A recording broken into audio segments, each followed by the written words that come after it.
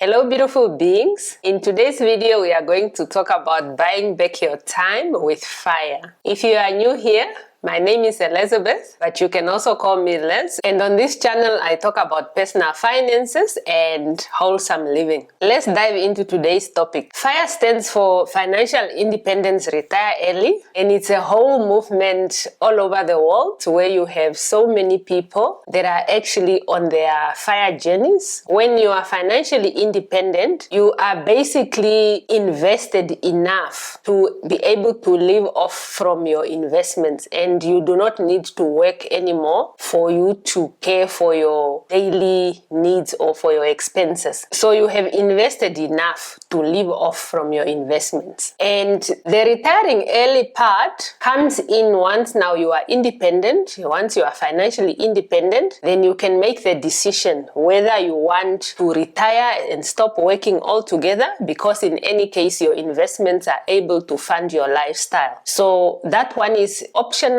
There are those who reach financial independence and choose not to retire, while there are those who reach financial independence and they choose also to go on early retirement. When it comes to FIRE, there are some few principles that guides those who are trying to attain FIRE, and one of them is knowing your financial independence number. This is like the first step actually, because you cannot reach a target that you do not know what it is. So you need to know how much money do I need to have invested in order for me to consider myself financially independent. So that number usually is calculated using the 4% rule, and we are going to get into the calculation a bit later on in the video. The second principle is avoiding debt. With FIRE, you have to avoid debt, especially high interest debt, so that you focus on your savings and investments to enable your money to grow to reach your FIRE number. The third principle of FIRE is frugal living, and with frugal living we are talking about cutting out unnecessary expenses and sometimes also just reducing some of the necessities. For example, you can choose to reduce your food bill. Yes, food is a necessity, but maybe some items that were part of your food budget were a bit more luxury and you would rather just live on the basics that you need. A high savings rate is another principle of FIRE, whereby you are saving and investing 50% or more of your income. There are people who are going as much as 70% of their income is being saved and invested. And as such, it actually accelerates the time it takes you to reach your FI number. The last principle of FIRE is smart investing. Of course, we cannot reach FIRE without investing. There has to be savings and investment, and when it comes to FIRE, you invest smartly, and which is mostly investing in low-cost index funds or low-cost ETFs. Not everybody on a FIRE journey is aiming towards the same type of FIRE. So there are different types of FIRE, and we are going to go through them now. The first FIRE is lean FIRE, and with lean FIRE, you are living off very minimal expenses. So your monthly expenses are quite low, and this could be maybe a 25,000 US dollars a year that you are living off of. The second type of FIRE is fat FIRE. With fat FIRE, you are living off a bit more comfortable and more luxurious compared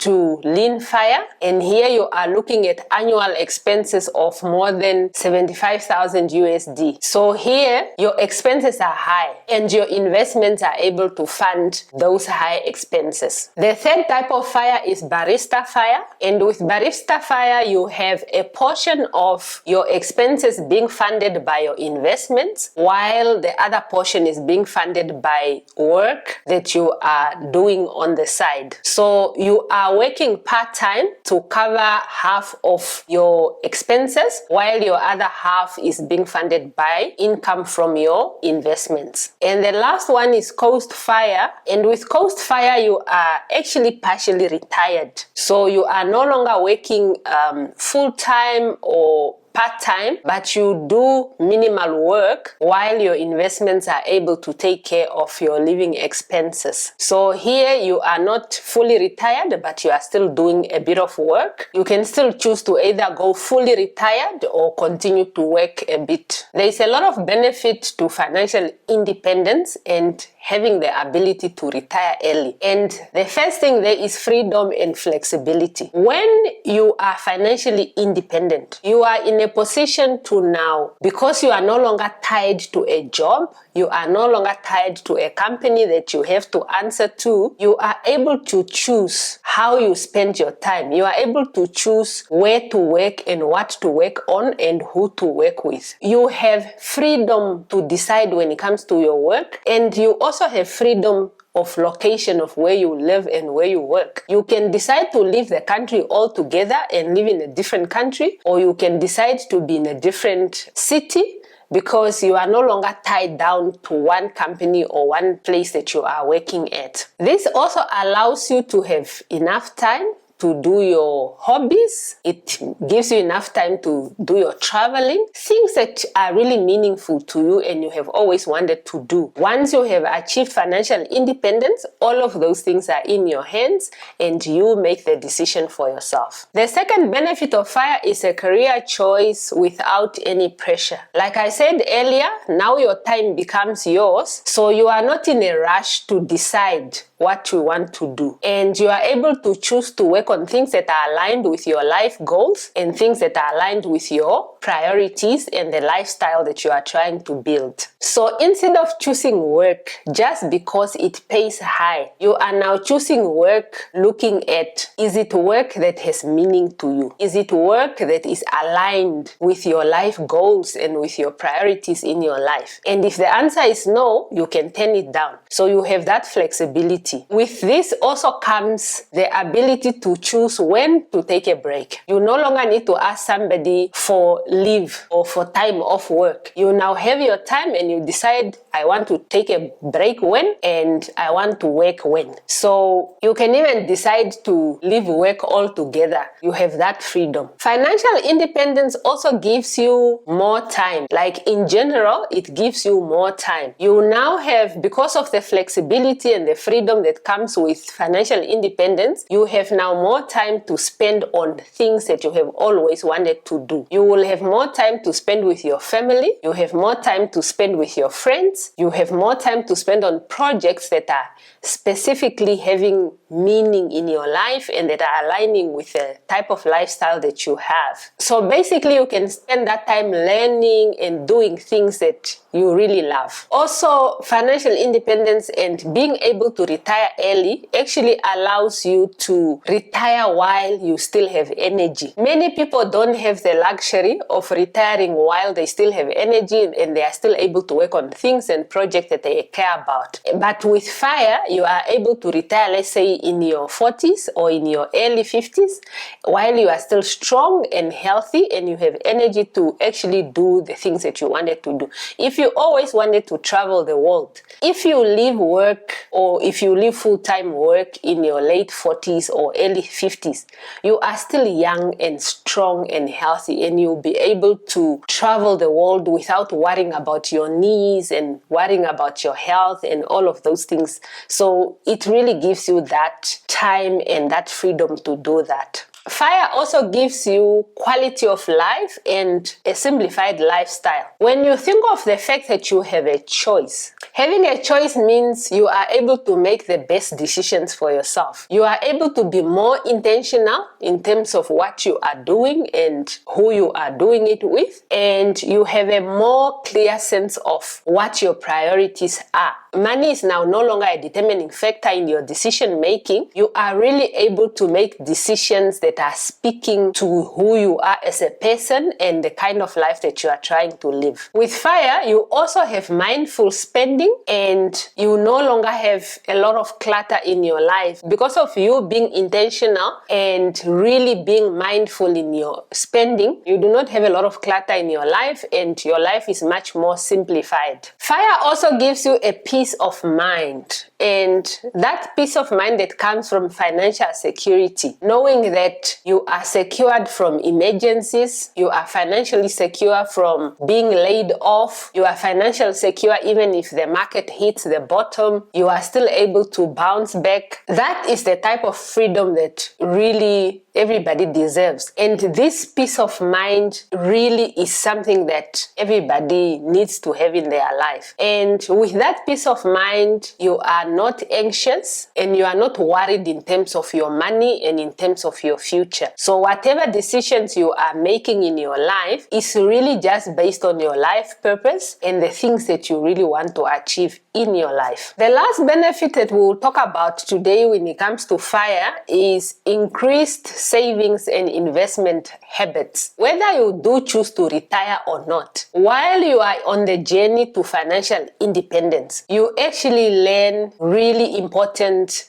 habits when it comes to saving and investing. And all the knowledge that you have picked up over the years when you're working towards that, it really builds you into a new person whose habits when it comes to money are really different and they are very beneficial to your future and to yourself. So these habits are actually lifelong. So once you have acquired them, you go through life with those good habits. We are now going to look at how we can calculate our FI numbers. Your financial independence number is based on how much money you will actually need in your retirement and for how long that money is able to cover you. The basic formula to calculate this is to take your annual expenses and multiply them with 25. And this 25 is taken from the 4% rule, where it says that you are able to draw at least 4% per annum from your investments without you running out of money. So for instance, if your current expenses or your predicted future expenses are 25,000 a month that you are going to live off, that means you need 300,000 per year. And if you multiply that 300,000 per year by 25, you will get a 7.5 million. So that 7.5 million is now your financial independence number. That is the number you need to hit in order for you to consider yourself financially independent and possibly having the ability to retire early. And when you are calculating your financial independence number, really take into account the type of life that you want to live once you are financially independent. Don't work on annual expenses of your current lifestyle if you know that in the future you want a different lifestyle. Really calculate based on the type of life you want to live then when you are independent, and looking at where will you live when you are independent, because it might not be the same as where you are at the moment. You can also consider adjusting the formula to increase from 25 to 30 if you are anticipating that your expenses in the future will go up much higher, or if you are anticipating a market downturn, or you are anticipating that you might have high medical costs, for example. So instead of multiplying your annual expenses by 25, then you can adjust to multiply it by 30. That way, you are being a bit more conservative and you are leaving a bit more room in terms of your finances to cater for those unforeseen circumstances. Now that we know how to calculate our financial independence numbers, what strategies can we use in order to reach or to work towards our financial independence and potentially retire early? There are a few strategies that one can consider. The first strategy being to cut unnecessary expenses. If you want to achieve FIRE, you really have to cut unnecessary expenses. And while you are cutting on that, you also need to consider your housing costs. Whether you are leasing your home or you own it, consider how you can downsize or consider how you can reduce that housing cost. If you have a home of 3 bedrooms and maybe your family is only occupying 2 rooms, you can consider leasing out the other room, the 3rd room. Or if you have a room maybe at the back that you have turned into a storeroom, you can consider also leasing that out. And some people who are working towards their financial independence, they also go back home. If your parents still have space and it's something that you are willing to sacrifice for, then it's okay. You can move back home for a bit, maybe for 2 years or 3 years, while you are really being aggressive with your FIRE journey so that you are able to reach your financial independence number much faster. You also need to make sure that while you are cutting costs, you are also eliminating debt, especially high interest debt. We cannot be on our FIRE journeys, but we are still having high interest debt around. And if you do have a situation that gets you into high interest debt, be sure to pay it off as fast and as soon as possible. Get rid of it so that your focus is more on your savings and your investments. And while we are under this point, we also need to look at limiting lifestyle inflation. Limit your lifestyle inflation. You cannot be living lavishly while you are trying to achieve FIRE, but then you are neglecting your savings and investments. Your savings and investments should be the first priority, and only once that is covered, then you can now spend money on your wants, on the luxurious things that you like. Otherwise, you will not reach there at the pace that you could have gotten there. The second strategy is to increase your income. This is a very important strategy. The more you are able to increase your income, the more likely you are to reach your financial independence number faster, because then you have additional money or more money that you are able to put away in savings and investments. So if you are able to get a raise at work, try to negotiate. If you are able to get a promotion elsewhere or change industries or change jobs, do that. If you are able to start a side hustle or start a business on the side, also go ahead and do that. The more money you have coming in and being directed towards your savings and investments, the faster you are able to reach your FIRE number. The third strategy is to increase your savings rate. And with this, you need to aim for at least 50% of your income or more. 50% of your income sounds like it's a lot of money, and it can be. However, if we have cut out unnecessary expenses and we have downsized our lifestyle, whereby we have reduced on rent, you move to a cheaper room or a cheaper flat, or you have decided to share accommodation with another person, reducing your housing cost, or you are leasing a portion of your home that you own so that you can use that, direct that money elsewhere, then being able to save 50% of your income becomes reasonable. So if you are able to do that, try as much as possible so that 50% or more of the income goes towards savings and investments. And while we are saving 50% of our income, we also need to look at tracking our expenses, because that's where sometimes we have leakages in our budget, where money disappears within our budget. So you have to be hands-on with your budget, whereby throughout the month you are tracking exactly how much you are spending under each category or under each line item in your budget, to ensure that money goes where it needs to go and it does not get lost in the budget. And that also brings us to the point of automation. Like I always say, we are all human, we are all flawed. So the best way to deal with avoiding money disappearing is to automate transfer of funds from your checking account to your savings and investment accounts. Once you automate it, then it does not need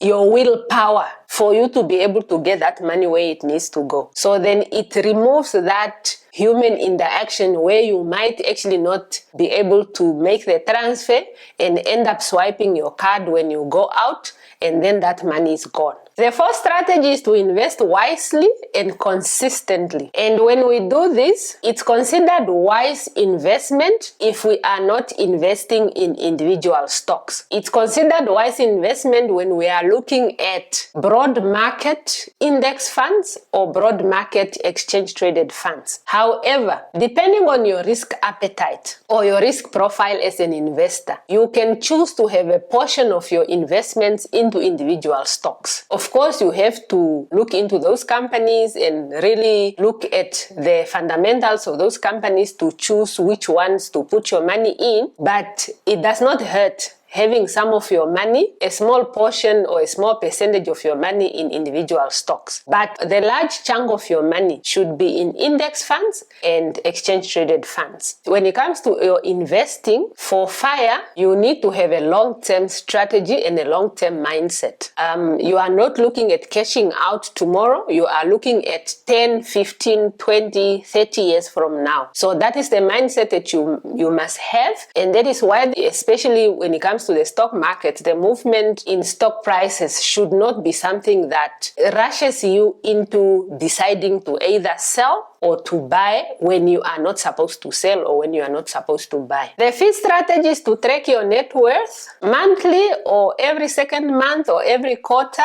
Have a look at how your investments are doing. Have a look at how far you are from attaining your financial independence number. And as you are moving through achieving different milestones in your journey, make sure that you are celebrating those milestones. Even if it's just with yourself. You don't need to announce these things to people. These are your own personal things. You know, you can treat yourself to a dinner or you can treat yourself to something just for you to celebrate the milestones that you are able to tick off in terms of your FIRE journey. And of course, as your income is increasing, make sure you are adjusting your savings and investments. The new money should be put to work. So as your income is going up, the first priority should be for your savings and investments to also go up. Strategy number 6, which is the last one, is to consider geo arbitrage. And here you are saying for you to be financially independent, maybe when you are working out your costs, consider moving to another town, a lower cost town, a smaller town, or a smaller city, or consider leaving the country altogether and going to a country where your expenses will be much low. Whether it's while you are working towards FIRE, or if it's once you have reached FIRE, you say, I'm doing my calculations based on living in Bali, and this is how much it will cost me to live in Bali. Do that, consider that, because sometimes you are living in a high-cost country, or you are living in a high-cost city or a high-cost town, and there is nothing wrong with considering other options that you might equally enjoy, which are providing you a lifestyle that is not as expensive as the one that you currently have. Achieving financial independence and possibly retiring early, it's a goal that many of us have, including myself. Of course, I want to be financially free. I want to get to the point where I have a choice. I want to get to a point where my investments are able to fund my lifestyle or to fund my living expenses. And it's something that one has to decide for themselves and really put in the work. Really follow the strategies, learn as much as possible to be able to achieve that financial independence number. So the sooner we are able to cover our living expenses from our investments, the sooner we are able to be financially independent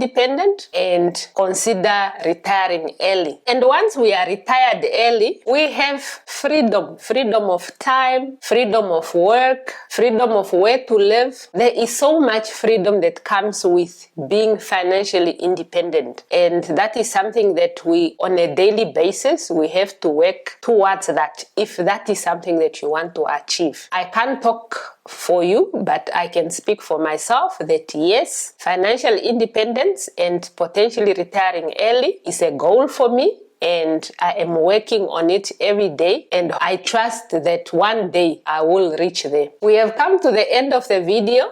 If you have found value in the video, please share it with your friends and with your family, because they might also find the same value in the video and it might be able to assist them to make a decision whether to pursue FIRE or not. And I'll see you in the next one.